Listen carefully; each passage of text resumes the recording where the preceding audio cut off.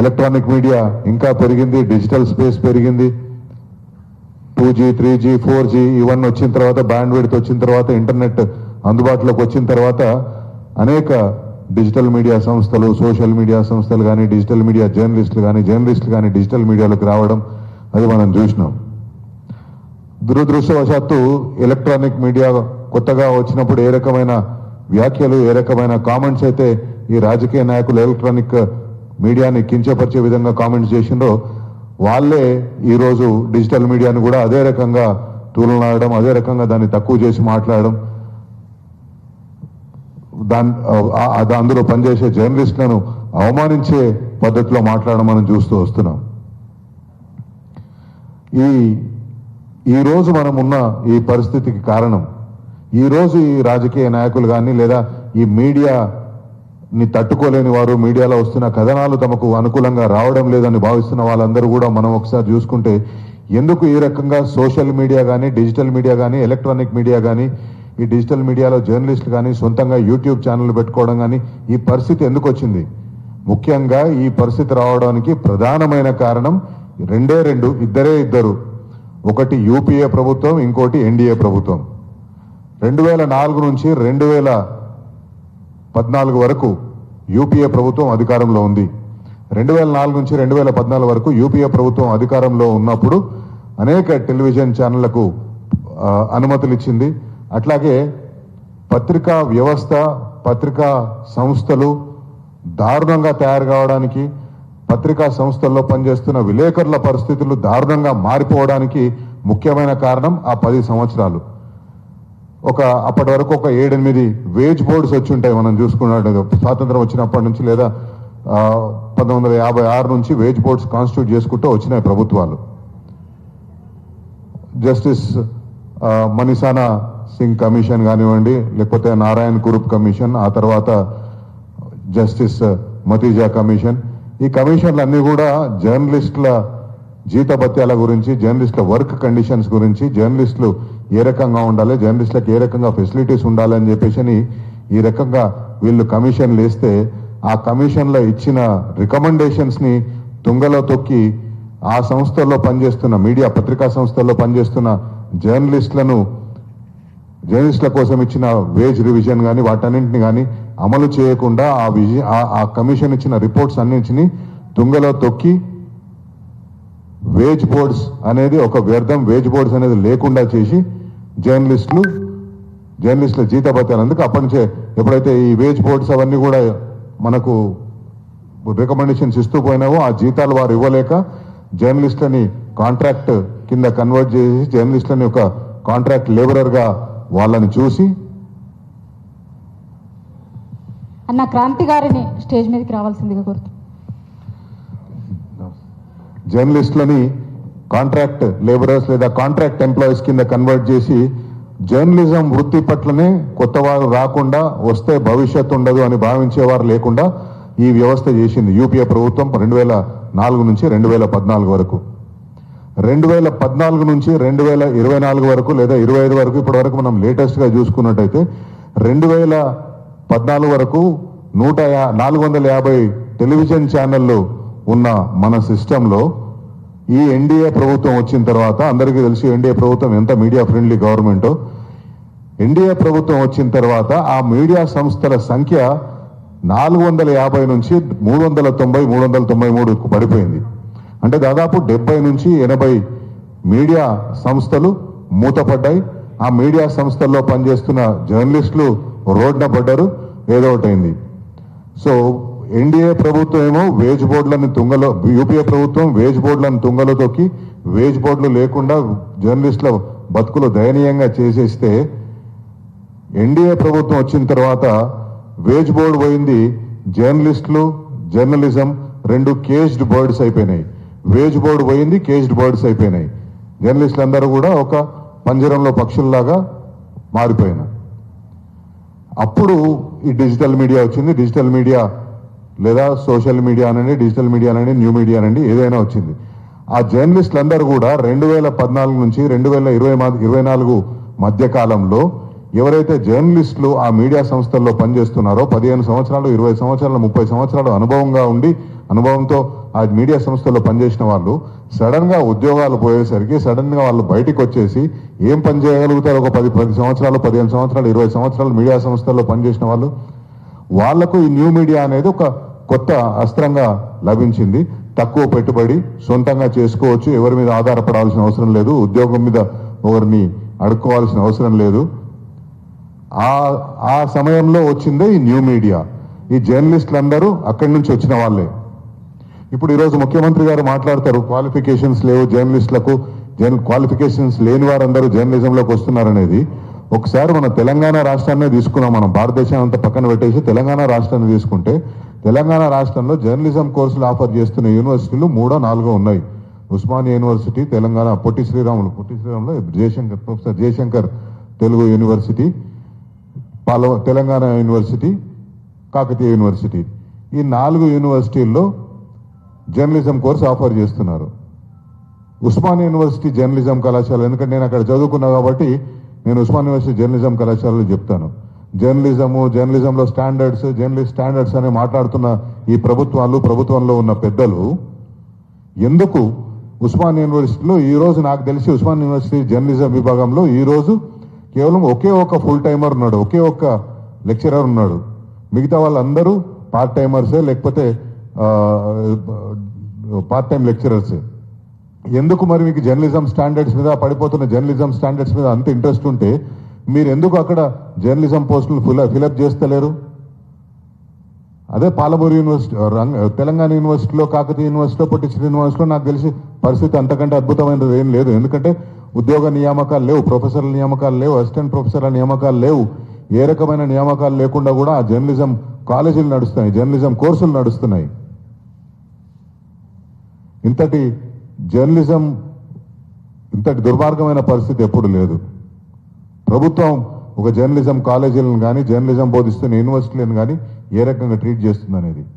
ఈరోజు జర్నలిస్టులకు ఐఈలు రావు, జర్నలిస్టులకు ఏబిసిడీలు రావు అని చెప్పేసి మాట్లాడుతున్న వాళ్ళు, మీరు పెట్టిన మీడియా అకాడమీ ఏం చేస్తుంది? ఈరోజు మీడియా అకాడమీ ఎంత జర్నలిస్టులకు సహకరిస్తుందో, లేకపోతే జర్నలిజంలో ఉన్న వాళ్ళకి ఏ రకంగా మీరు వాళ్ళ వృత్తి నైపుణ్యాన్ని పెంపొందించుకోవడానికి అవకాశాలు కల్పిస్తున్నారు?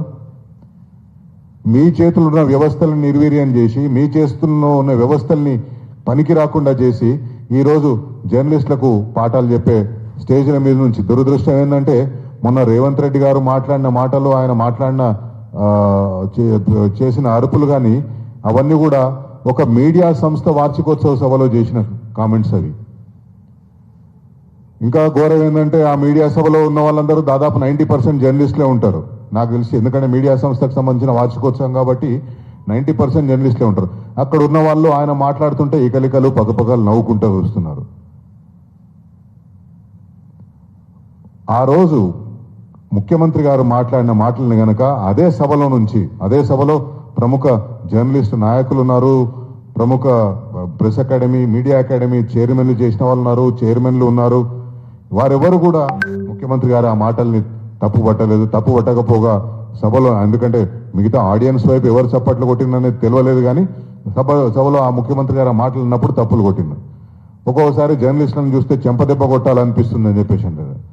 ఆ హోదా అడ్డొస్తుంది కాబట్టి నేను ఆ పని చేయలేకపోతున్నట్టు.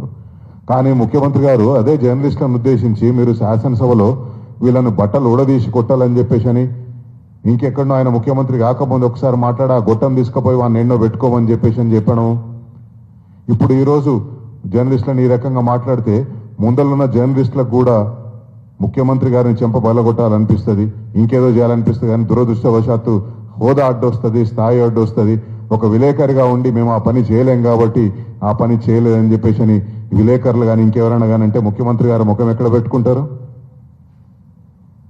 కాబట్టి మిత్రులారా, ఇవన్నీ కొత్త ఏం కాదు. ఇవన్నీ జర్నలిస్టులు ఎప్పటి నుంచో ఎదుర్కొంటున్నవే, ఎప్పటి నుంచో చేస్తున్నవే. తర్వాత ఇంకో విషయానికి వచ్చేసరికి ఈ జర్నలిస్టులకు క్వాలిఫికేషన్ కానీ లేకపోతే జర్నలిస్టులు ఏందనేది, ఎందుకు ఈ న్యూ మీడియాలకు జర్నలిస్టులు రావాల్సి వచ్చింది? ఎందుకు కొత్తగా యూట్యూబ్ ఛానల్స్ పెట్టుకుంటున్నారు? ఎందుకు ఈ జర్నలిస్టులందరూ కూడా సొంతంగా కాళ్ళ మీద నిలబడాలని చూస్తున్నారు? ఈరోజు ఉన్న మీడియా సంస్థల్లో ఎప్పుడు ఉద్యోగాలు, వేతనాలు, వర్క్ కండిషన్స్ ఇవన్నీ కూడా మనకందరికీ తెలిసిందే. ఎవరైనా ఒక జర్నలిస్ట్ ఒక 10 సంవత్సరాలు జర్నలిస్ట్గా పనిచేసిన తర్వాత సొంతంగా తన కాళ్ళ మీద తాను నిలబడాలనుకునేటప్పుడు ఇట్లాంటి అవకాశం ఆయనకున్నప్పుడు ఆయన ఒక జర్నలిజం ఛానల్ ఒక ఛానల్ కానీ లేకపోతే ఒక యూట్యూబ్ ఛానల్ కానీ పెట్టుకుంటే ఎందుకు మీరు తప్పుగా దాన్ని తప్పుపడుతున్నారు? జర్నలిస్టులకు క్వాలిఫికేషన్స్ ఉండాలి అని చెప్పేసి ఒకసారి మాట్లాడండి. ఇదే ముఖ్యమంత్రి. ఎవరు జర్నలిస్టులు మీరు నిర్ణయించండి, మీరందరూ కూర్చోండి. ఎవరు జర్నలిస్టులు కాదు, జర్నలిస్టులు కావాలంటే అర్హతలు ఏముండాలని చెప్పేసి మాట్లాడండి. ఒక రాజకీయ నాయకుడు కావాలంటే ఎలాంటి అర్హతలు లేనప్పుడు ఒక జర్నలిస్ట్ కావాలంటే ఫలానా అర్హతలు ఉండాలని చెప్పేసి మీరు ఎందుకు అడుగుతారు? ప్రణయ్ రాయ్ అంత పెద్ద మీడియా సంస్థను స్థాపించిండు, ఆయనకు జర్నలిజంలో ఏ క్వాలిఫికేషన్ లేదే. అంతెందుకు రామోజీరావు గారు ఒక పెద్ద మీడియా సామ్రాజ్యాన్ని నిర్మించిండు, ఆయన జర్నలిస్టా? మరి ఎందుకు ఆయన అంత పెద్ద మీడియా సామ్రాజ్యాన్ని నిర్మిస్తే ఆయనకి ఈ రోజు మీరు 10 కోట్ల రూపాయల అడ్వర్టైజ్మెంట్లు ఇస్తున్నారు? ఏబిఎన్ రాధాకృష్ణ ఆయన ఏమైనా క్వాలిఫైడ్ జర్నలిస్టా? జర్నలిజం చదువుకున్నాడా? ఎక్కడైనా జర్నలిజం చేసిండా? ఆయన మీడియా సంస్థలు నడిపిస్తుంటే ఆయనకు మీరు కోట్ల రూపాయల అడ్వర్టైజ్మెంట్లు ఇచ్చి ఆయన ఒక పెద్ద జర్నలిస్ట్ అని ఎందుకు ప్రొజెక్షన్ ఇస్తున్నారు? సమాజం పట్ల అవగాహన ఉండి సమాజంలో ఉండే సమస్యలను తెర మీదకి తీసుకొచ్చి సమాజంలో ఉండే రుగ్మతల్ని తెర మీదకి తీసుకొచ్చి లేదా రాతల్లో రూపంలో వాటన్నింటి రూపంలో ప్రజల్లోకి తీసుకురాగలిగిన వాడే నిజమైన జర్నలిస్టు. పెద్ద పెద్ద స్టోరీస్ ఈరోజు భారతదేశంలో అనేక మీడియా సంస్థల్లో పనిచేస్తున్న జర్నలిస్టులు పెద్ద పెద్ద స్టోరీస్ బ్రేక్ చేసింది ఏదో హార్వర్డ్లోనో లేకపోతే క్యాంబ్రిడ్జ్లోనో జర్నలిజం చదువుకొచ్చిన జర్నలిస్టులు కాదు. గ్రామీణ ప్రాంతాల్లో ఉండి గ్రామీణ ప్రాంతాల్లో పనిచేస్తూ పార్ట్ టైమర్లుగా పనిచేస్తున్న జర్నలిస్టులే ఈరోజు పెద్ద పెద్ద స్టోరీస్ని తెర మీదకి తీసుకొచ్చి ప్రభుత్వాలు పడిపోయేట్టుగా చేసిన స్టోరీస్ వాళ్ళు రాసినవి. వాళ్ళ క్వాలిఫికేషన్స్ మీరు అడుగుతారా? సమాజంలో సమస్యలను అర్థం చేసుకోవడానికి, సమాజంలో సమస్యల్ని తెర మీదకి తీసుకురావడానికి, అక్షర రూపం ఇవ్వడం కోసం ఒక క్వాలిఫికేషన్ అవసరం లేదు.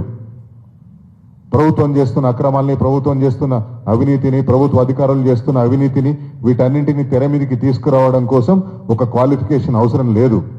సమాజం పట్ల అవగాహన, సెన్సిటివిటీ ఉంటే ఆ మాత్రం చాలు ఆ పత్రికా వ్యవస్థలో పనిచేసేందుకోసం. జర్నలిస్ట్లో గోల్డ్ మెడల్ పెట్టిన వారు, గోల్డ్ మెడల్ వచ్చిన వాళ్ళు కూడా ఈరోజు రాయని స్టోరీస్ని గ్రామీణ ప్రాంతాల్లో ఉండే జర్నలిస్టులు, గ్రామీణ ప్రాంతాల్లో ఉండే యూట్యూబ్ జర్నలిస్టులు, సిటిజన్ జర్నలిస్టులు వాళ్ళు తెర మీదకి తీసుకొచ్చి ఆ సమస్యల్ని లేవనెత్తుతున్నారు. ఆ సమస్యల పట్ల ప్రభుత్వాన్ని హెచ్చరిస్తున్నారు, ప్రభుత్వాన్ని నిలదీస్తున్నారు. ఇవన్నీ తట్టుకునే శక్తి ముఖ్యమంత్రి గారికి ఉండాలి. ఇవన్నీ తట్టుకునే శక్తి రాజకీయాల్లో వచ్చిన తర్వాత ఆ రాజకీయ నాయకుడికి ఉండాలి. ఒకరు వేలెత్తి చూపుతున్నారంటే ఎందుకు వేలెత్తి చూపుతున్నారు, నేను తప్పు చేస్తున్నాను కాబట్టి వేలెత్తి చూపుతున్నారు అనే దాన్ని స్వీకరించే ధైర్యం రాజకీయ నాయకత్వానికి ఉండాలి. ఆ రాజకీయ నాయకత్వానికి ఆ ధైర్యం లేనప్పుడు, తాను చేస్తున్న తప్పుల్ని ప్రజలు ఎత్తి చూపుతున్నప్పుడు, తాను చేస్తున్న తప్పుల్ని విలేకరులు ఎత్తి చూపుతున్నప్పుడు ఆ తప్పులు సరైనవైనప్పుడే రాజకీయ నాయకులు భయపడతారు. ఒకవేళ వాళ్ళు లేవనెత్తిన అంశాలు ఒకవేళ సరైన అంశాలు కాకపోతే మీరు భయపడవలసిన అవసరం లేదు. జర్నలిస్టులను బట్టలిప్పి కొట్టవలసిన అవసరం లేదు. జర్నలిస్టులని మంచి జర్నలిస్ట్ని చెడు జర్నలిస్టులని వేరు చేసి చూడవలసిన అవసరం లేదు.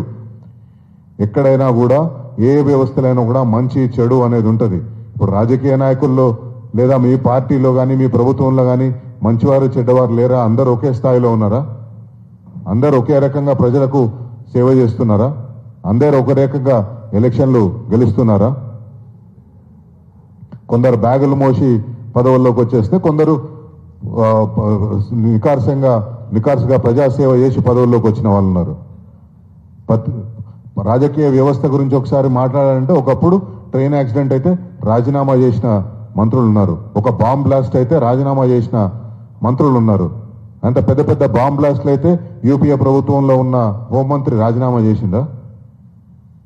అంత పెద్ద బాంబ్ బ్లాస్ట్లు అయితే, టెర్రరిస్ట్ అటాక్లు అయితే ఎన్డీఏ ప్రభుత్వంలో ఉన్న మంత్రులు ఏమైనా రాజీనామా చేసిందా? వ్యవస్థల్ని మీకు అనుకూలంగా మీరు మార్చుకుంటలేరా? ఒక నెరేటివ్ని, ఒక ఇన్సిడెంట్ని మీ అనుకూలంగా మీరు మార్చుకుంటలేరా? ఇంత దుర్మార్గమైన వ్యాఖ్యలు ఖండించదగ్గవే, అసలు ఏ రకంగానూ కూడా సమర్థనీయం కాదు. ఒకవేళ మీకు జర్నలిస్టులతోటి, వారు రాస్తున్న కథనాలతోటి, వారు చేస్తున్న స్టోరీస్ తోటి మీకేమైనా ఇబ్బందులు ఉంటే మీరు కూడా, మీ దగ్గర వ్యవస్థ ఉంది, ఇప్పటికే అనేక మంది మీద కేసులు పెడుతున్నారు. ఆ కేసులను తట్టుకొని అనేక మంది జర్నలిస్టులు ప్రభుత్వ అవినీతిని, ప్రభుత్వ హామీల అమలు చేయకపోవడాన్ని తెర మీదకి తీసుకొస్తున్నారు. ఖచ్చితంగా ఎలక్ట్రానిక్ మీడియా కానీ, డిజిటల్ మీడియా కానీ, జర్నలిస్టులందరూ ఈ కార్యక్రమాన్ని ముందుకు తీసుకుపోవాల్సిందే. ఖచ్చితంగా ప్రభుత్వాన్ని నిలవేయాల్సిందే. ఖచ్చితంగా ప్రజల పక్షాన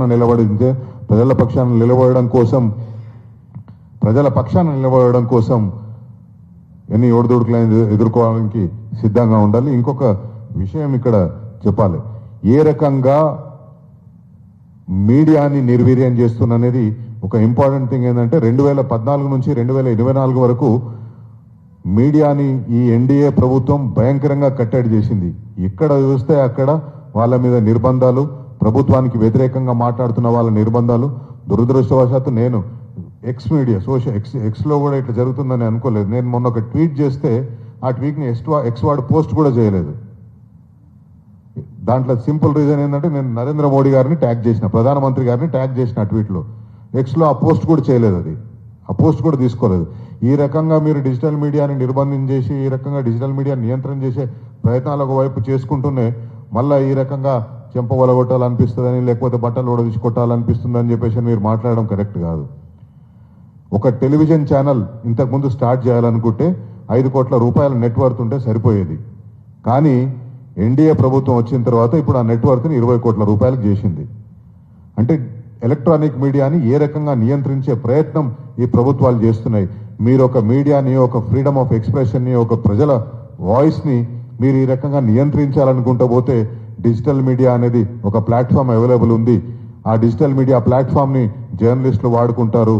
వాళ్ళ వాయిస్ని ప్రజలకు చేరేటట్టుగా చేస్తారు. ప్రజల వాయిస్ని ప్రభుత్వానికి చేరేటట్టుగా చేస్తారు. ఈ రకంగా మీరు ఎంత నియంత్రించుకుంటూ పోతుంటే అంత జర్నలిస్టులు అగ్రెసివ్గా మారడం జరుగుతుంది.